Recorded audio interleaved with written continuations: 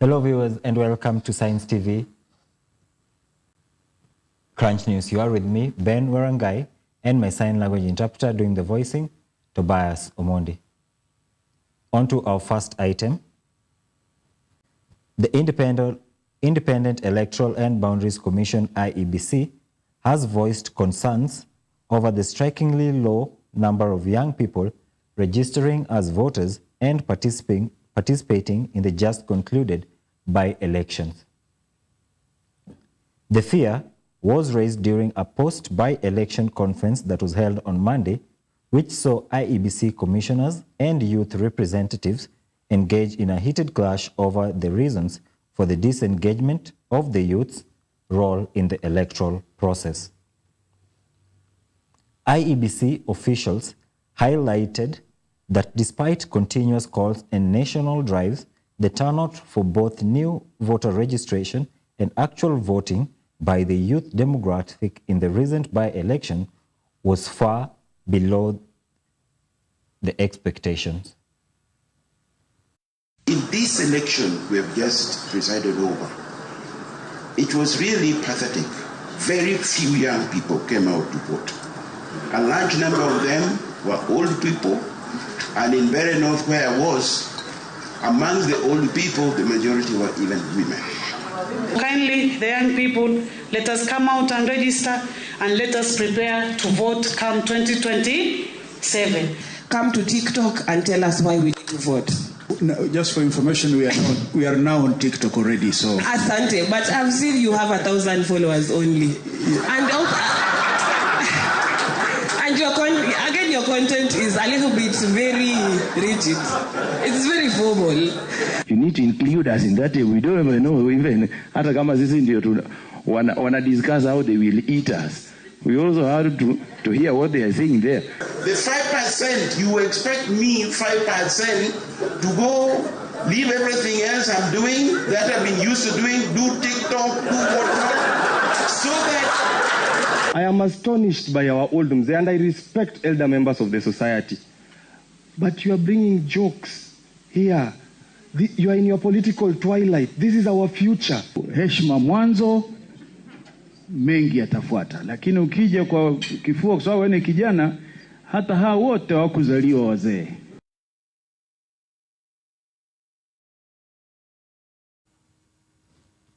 Moving on to other news. Faith-based hospitals are raising significant alarms over the proposed Health Amendment Bill 2025, specifically targeting the clause that seeks to criminalize the detention of patients and bodies by healthcare facilities over unpaid bills. Hospital management argues that the provision is punitive and, if enacted, will severely cripple the operations of the private health facilities that rely on bill payment in order for sustainability.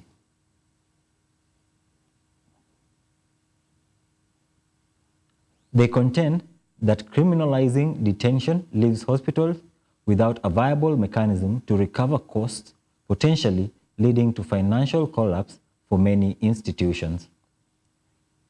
The bill's sponsor, Kirinyaga Woman Representative Jerry Maina, is standing firm on the proposed legislation. Maina insists that the bill is crucial for guaranteeing quality health care for the vulnerable population.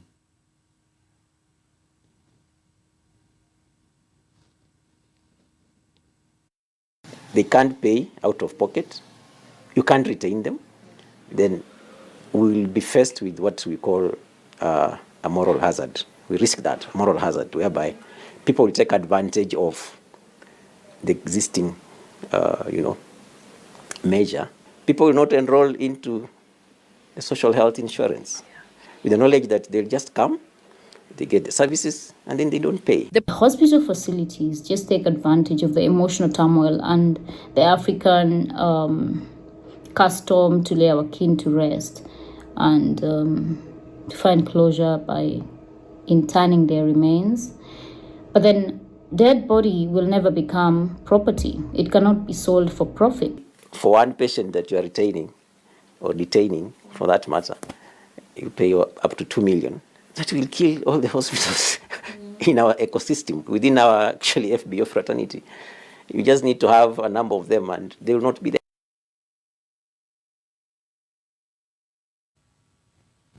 Moving on to other news. Energy Cabinet Secretary Opiyo Wandayi has publicly committed to spearheading President William Ruto's re-elections campaign in Siaya County and its surrounding areas, citing the president's tangible commitment to the local community. Speaking in Mabinju village, that's South Game location, after launching a rural electrification project, Wandayi challenged a section of the Orange Democratic Movement leadership to adopt a unified stance on the government's broad-based approach, lamenting what he termed as doublespeak among some of the members. Flanked by Game Member of Parliament Elisha Odhiambo, the Cabinet Secretary denounced leaders who are attempting to sabotage the working relationship between the ODM party and the president as selfish.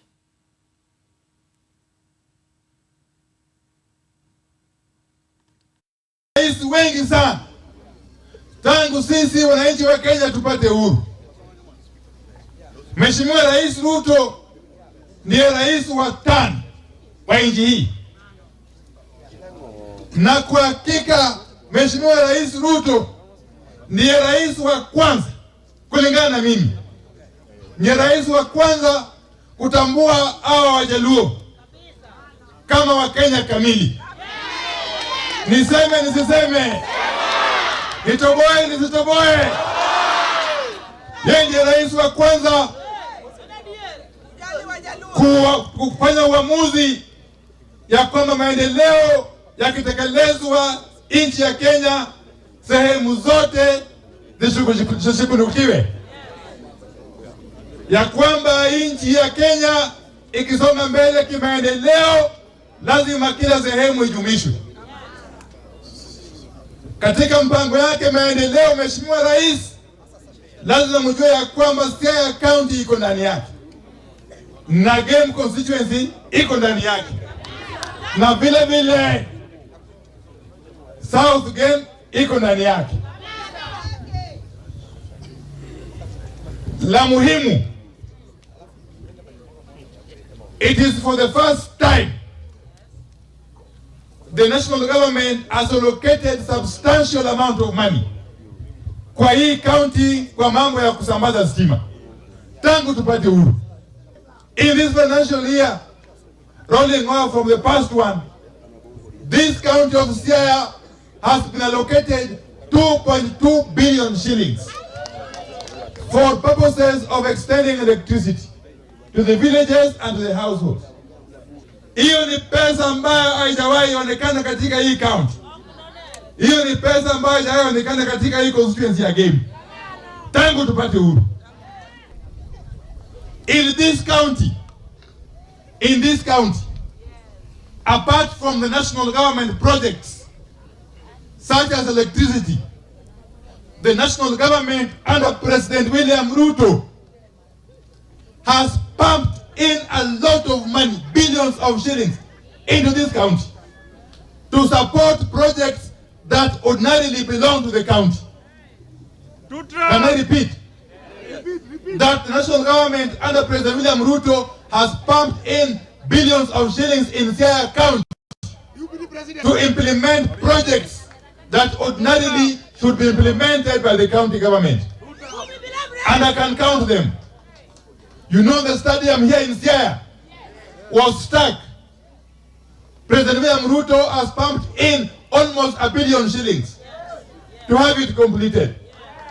As we speak, the government under President Ruto is building a brand new state-of-the-art hospital in Siaya town. Similarly, the government is constructing or is developing fish landing bays in most of our beaches, such as Wandakotieno, Usenge, and so on and so forth.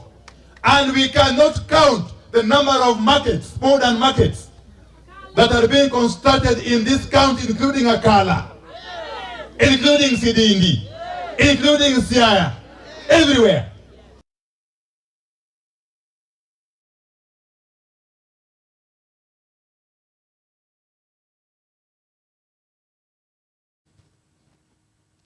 Moving on to other news, election stakeholders are demanding the immediate arrest and prosecution of individuals responsible for the violence and the intimidation that was witnessed during the recently concluded by-elections.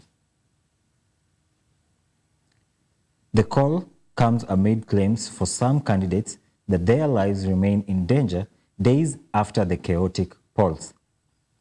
The demands were made at a heated post-election review conference focusing on the November 27th polls, where the use of political goons and armed groups were marred the exercise in several areas.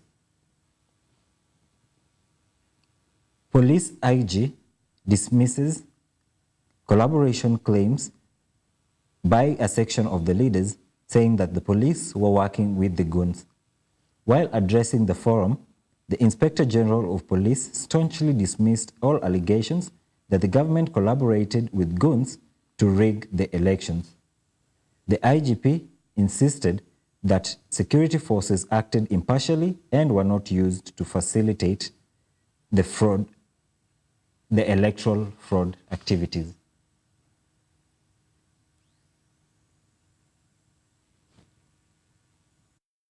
We are here playing like Gunism ni mchezo tu.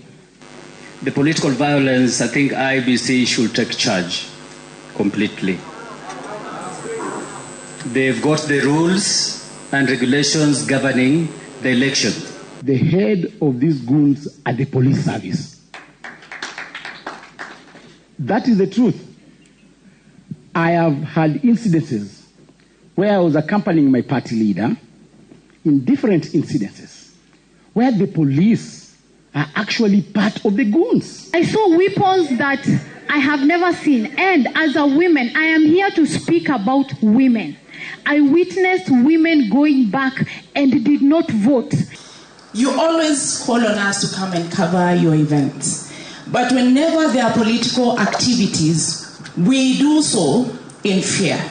Because when going for that assignment, at the back of our minds, we know that we'll either be attacked by the police, the politicians, or the goons. If 22 by-elections can have the effect that we had, especially in terms of malpractices, what do you think is going to happen in 1,882 polling areas or electoral areas in 2027?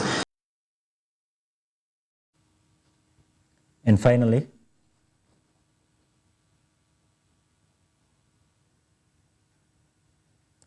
the Kenya Bureau of Standards, KEBS, has commissioned over 67 million shillings worth of state-of-the-art laboratory equipment in a major boost that is aimed at ensuring safer food products, faster certification, and increased export competitiveness. The procurement of the high-tech equipment, supported by the British High Commission in Nairobi through Trademark Africa, marks a significant enhancement to Kenya's technical capacity for testing food, agricultural and industrial products for both local and international markets. KEBS Managing Director Esther Ngari stated that the enhanced analytical capabilities will directly address non-tariff trade barriers, particularly the notorious delays in testing and high rates of product rejection in the international market.